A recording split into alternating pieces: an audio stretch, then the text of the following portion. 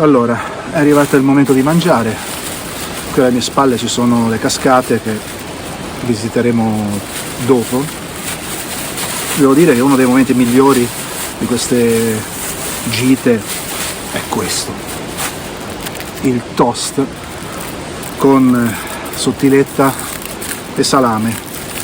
Poi io non voglio esagerare, me ne faccio solo 2. Quindi direi che ci vediamo tra poco.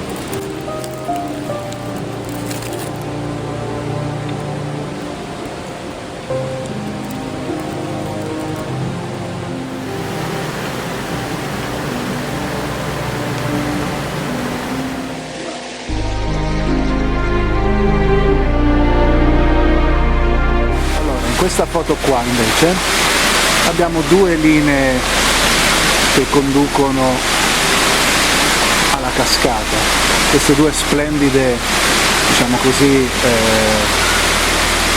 ruscelli che hanno scavato nella roccia e quindi portano l'occhio di chi guarda la foto verso la cascata che è là in fondo. Oltre a essere comunque delle formazioni molto interessanti queste qui, che potrebbero anche essere oggetto di una foto solamente per loro.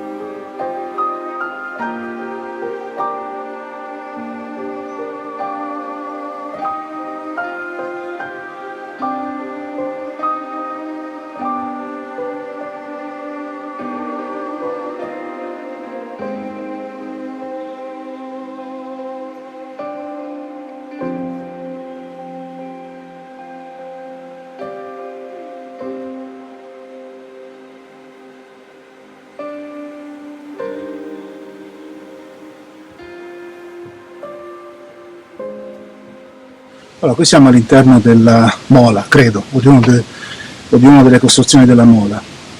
Quello che mi piace di questa immagine è questi 2 alberi, che quasi si intersecano ma non si toccano. Infatti nella foto ho messo la macchina fotografica in modo tale che non si tocchino e fondamentalmente hanno 2 colori diversi, dovuto alla differenza copertura del muschio. Quindi una foto particolare, e sono quei particolari che almeno io ricerco, che mi piacciono molto nelle mie uscite, a parte l'ovvietà della bellissima cascata che abbiamo appena visto.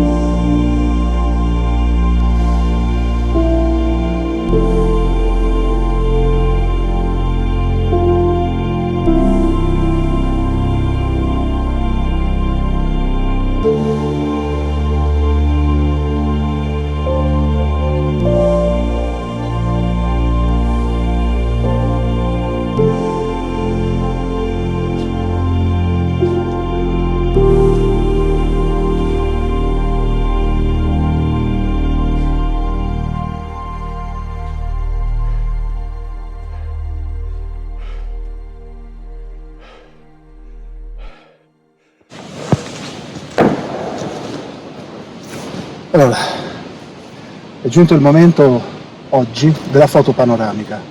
Questo è un punto panoramico, siamo proprio in cima alla cresta e quindi c'è la luce del tramonto, anche se non è ancora il tramonto, e quindi si può sfruttare questa cosa per fare una panoramica che prenda le formazioni rocciose sulla destra e tutto il resto della valle. Tra l'altro mi sto cacando sotto perché non vorrei cascare. Comunque, alla fine la panoramica, come al solito, si fa intanto livellando il treppiede, cosa che non sono riuscito a fare benissimo stavolta, e poi fuoco manuale, quindi si mette a fuoco manualmente, ed esposizione manuale, quindi si decide un'esposizione e si mantiene sempre quella per non creare differenze tra foto e foto. Ho scelto una panoramica verticale, questo diciamo così è il campo di visione che dovrebbe venire poi alla fine. Chiaramente più si zooma con l'obiettivo e meno distorsione poi viene nel momento in cui si vanno a mettere insieme le foto in post produzione.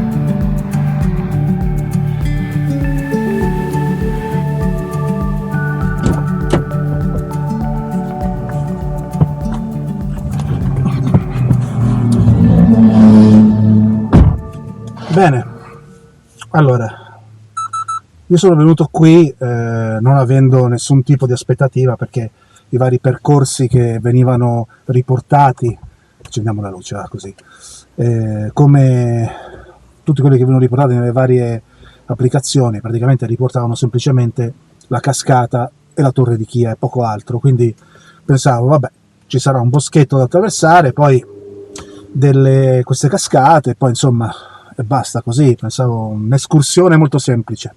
Invece, fondamentalmente è come se fossero tanti mondi paralleli, uno dopo l'altro, che nel giro di pochi metri uno esce da un mondo e entra in un altro mondo.